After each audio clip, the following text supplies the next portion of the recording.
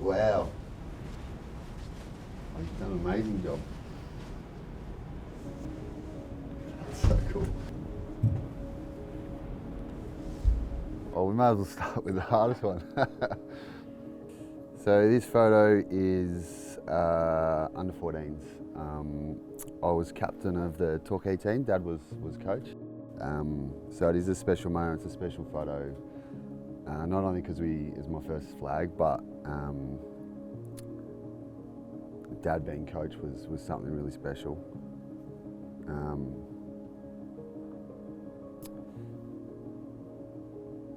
Told you it was the hardest one. He was obviously my mentor and taught me everything about footy. He was always there for me growing up, whether it was footy or cricket. So sharing that moment was really special. So it was more than just winning a football game. It was more about the relationship and everything he sort of taught me along the way. That was just the reward at the end.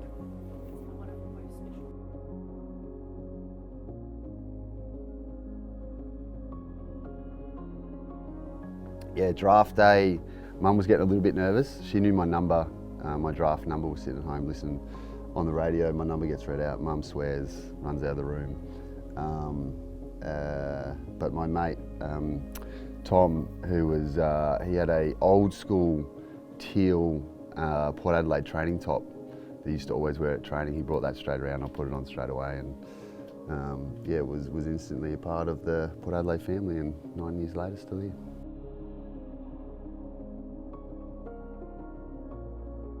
Greatest to ever play for Port Adelaide, Robbie Gray. We played against each other in the TAC.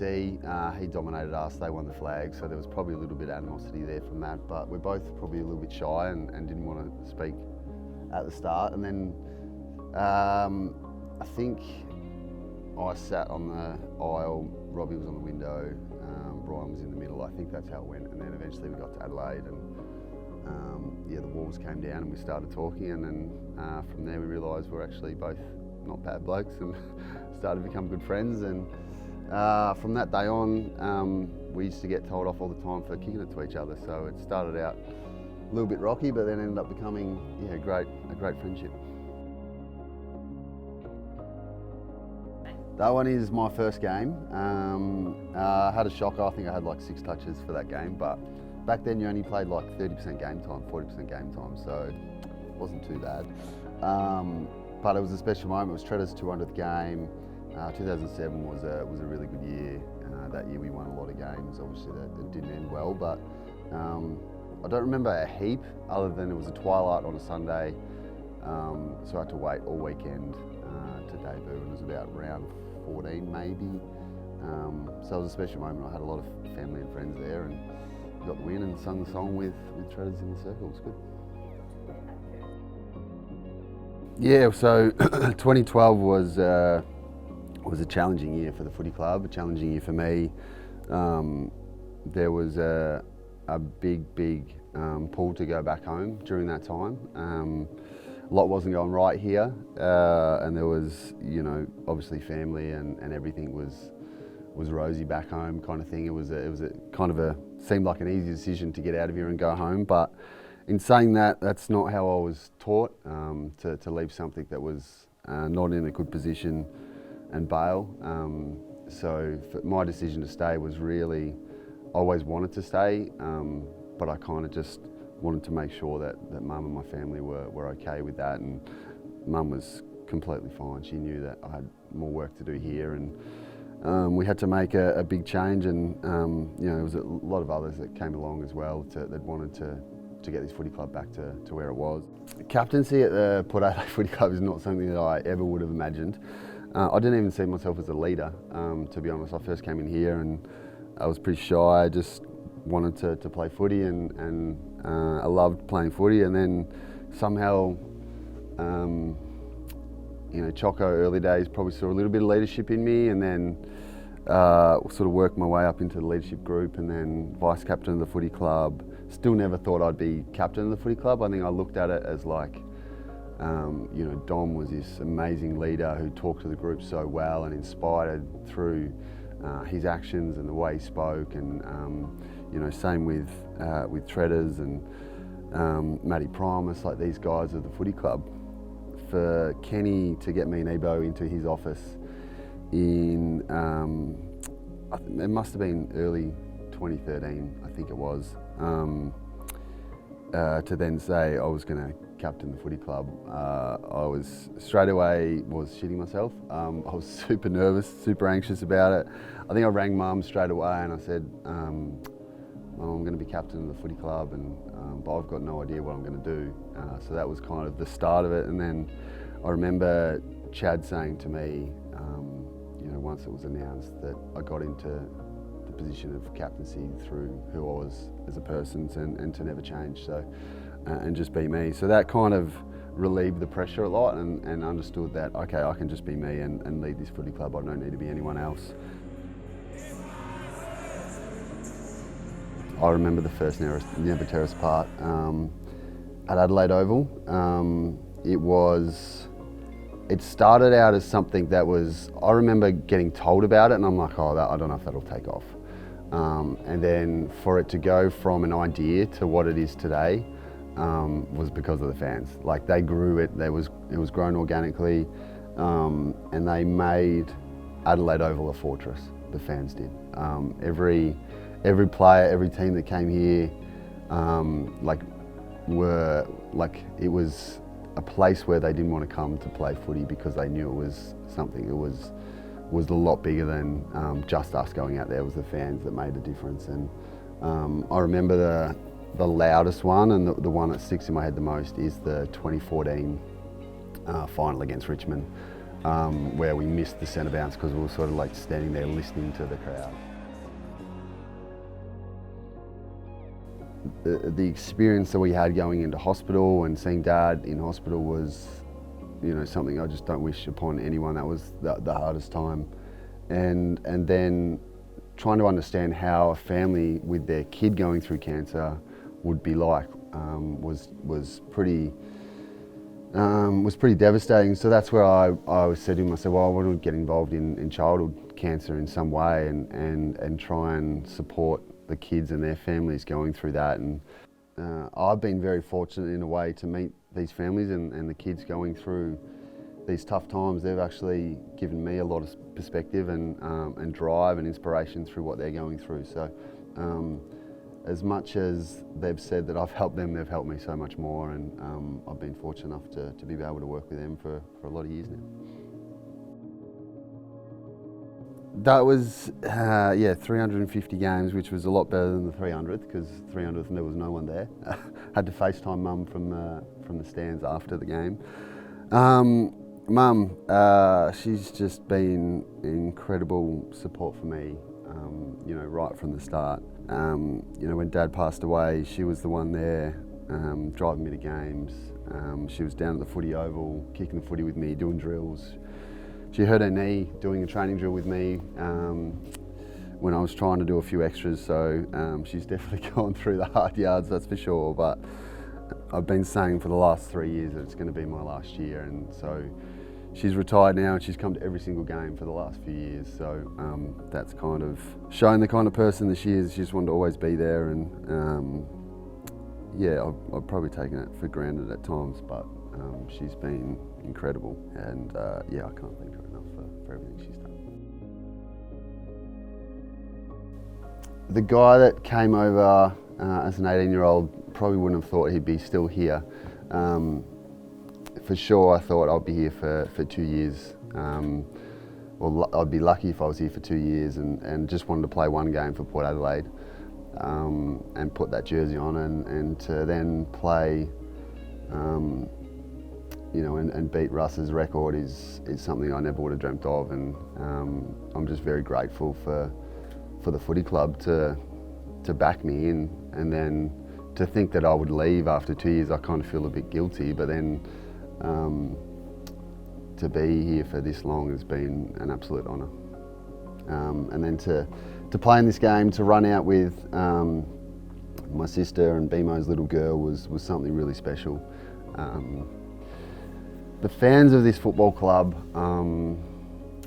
from day one, I kind of knew how passionate they were and how much they loved their footy club.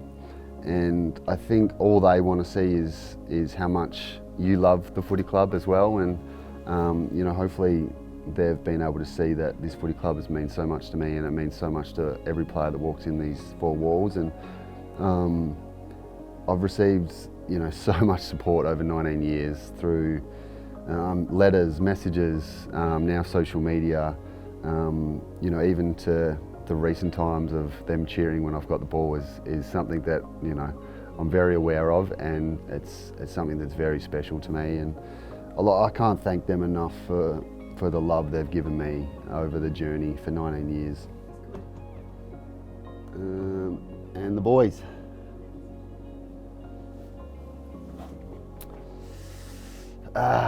Teammates. The most important people in your life when you're in a footy club. This is actually harder than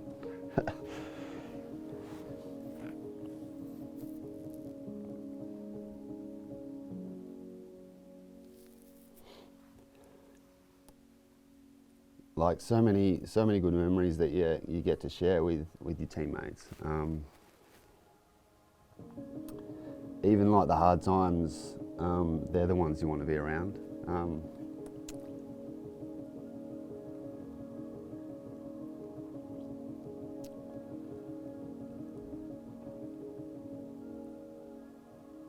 Yeah, like running out with them, singing the song with them, like coming in the rooms, even after a loss and you're sitting in the change rooms, like you're all in it together, and that's the beauty of team sport, and I wouldn't change that for the world, because you get to share the ups and downs with your best mates, and that's something a lot of people don't get to do, and we get to do it and get paid for it, which is ridiculous, but every single one of them are just so special, and we've always had a really close group here, whether it was from when I started to where it is today. It's been, you know, there's no hierarchy here. Everyone's welcome. Everyone's can be themselves, and yeah, even, you know, you're going through a tough time in your life, or you've had ups and downs. You just want to come in the club and be around your mates, because you know they're going to support you in every way. And yeah, we have some tough meetings. We have some tough conversations. We have some honest conversations. But at the end of the day, we love each other, and we go out to play a game of footy that we love with each other, and that's just a dream come true. As a kid in Australia, growing up wanting to play footy, and then running out and these guys becoming your best mates is something pretty special. And to do that for 19 years and meet so many different people, and now have some great relationships outside of footy, and even for me today, like the older boys like Ollie and Das and these guys, to the younger guys, you know, Zach and Butsy and Connor and Pep, and you know, even the real young guys that are 18-year-old coming in, they're making me laugh. They're making me still feel welcome at this footy club. This is why you play footy. Yep. Yeah, so it started with Choco. He was so good to me, so good to my family. He was kind of the first one that made me believe that I belonged here, and I could play at AFL level. I came in as a pretty raw kid. I was pretty light. I think I was like nearly 70 kilo when I got here.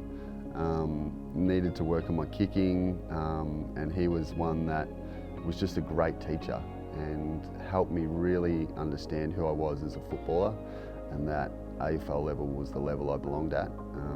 So that was really special. And obviously Matty Primus for a couple of years.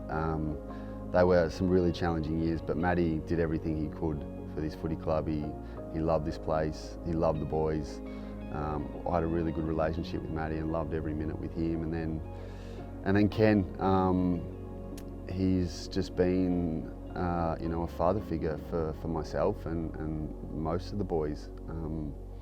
He's not only been there as a coach for me as a player, but as a person, to go in there and share all my issues with him, I guess, on and off the field. He's been, you know, the #1 supporter of all these boys, and that's why they love him so much. and he again has helped me believe in myself. There was some challenging years, you know, at the end of 2018, I kind of thought, after giving up the captaincy, that this was kind of now just, you know, enjoy the last couple of years. But for him to believe in me and then sort of resurrect my career and come back and go again, he was there to support me and challenge me, and that was really special. And I mean, I could go on for ages about all my line coaches, but you know, Bossy, Walshy is incredible human. I learned so much from him in terms of the detail in a game of footy and the detail I can go into with my game. I remember sitting there with him, drinking green tea, watching our game, and most of the time you can review your game for 5 minutes. You sit with Walsh and you review your game for 45, and we'd go through everything. But that was the level of detail that I loved, and he loved sharing it, so that was really special. And yeah, Scoey, Takari now. Yeah, I've had some really good coaches to learn off, and but the most important thing is to become good friends with, and really get to know each other on a personal level, and that then helped our professional relationship as well.